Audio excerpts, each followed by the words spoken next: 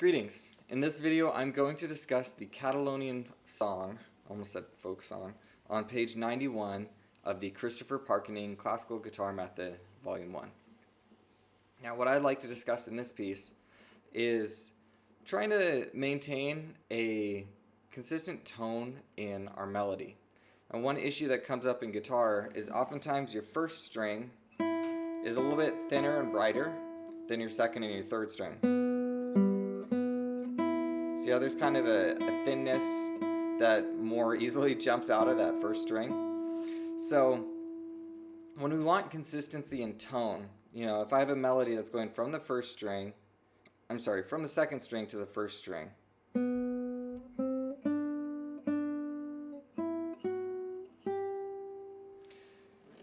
One method of kind of rounding out that tone is to do free strokes on the second and third string and do rest strokes on the first string. So our free strokes are we just picking the string, and rest strokes, it's kind of coming more from this joint here, and we're going to we can either move our hand or we can move the finger, but either way, I'm going to tilt over so you can see my hand a little more.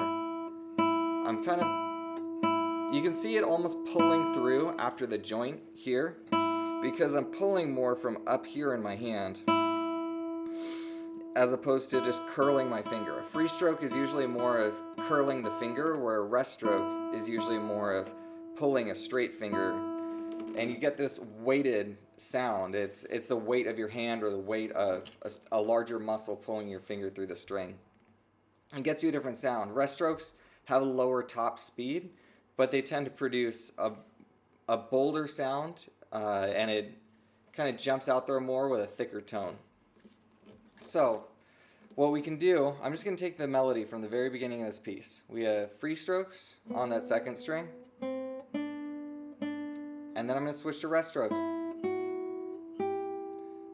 I'm going to do that without speaking so you can hear it a little better.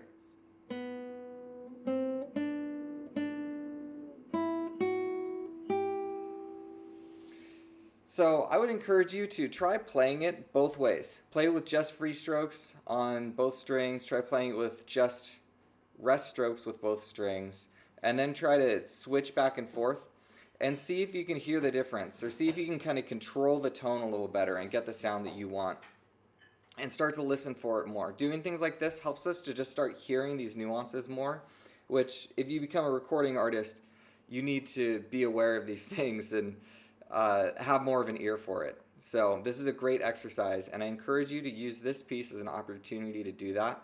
I will say that adjusting to rest strokes is a challenge if you've just played with free strokes. That was one hurdle in my playing, is that I spent years and years primarily just doing free strokes.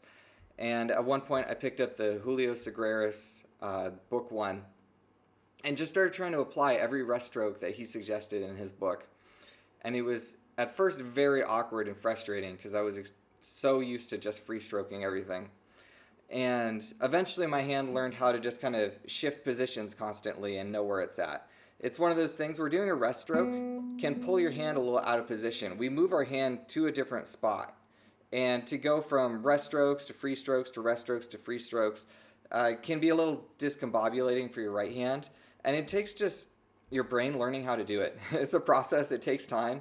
It might mean 6 months to a year of just really wrestling with it, but the payoff is tremendous. And the best guitarists all incorporate a lot of rest strokes in their playing. And it's one of those things where once you start to use rest stroke a lot, it tells your ear how good something can sound.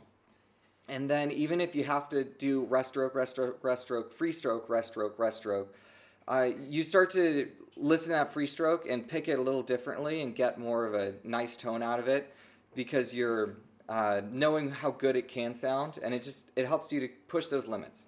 So it's very worth investing in and fighting for that. And I encourage you to just make it a habit. It's one of those things where if you just devote 10 or 20 minutes of your practice, every single practice, to working on this, it's going to get assimilated into your playing, and eventually you can just make it pervade all of your practice.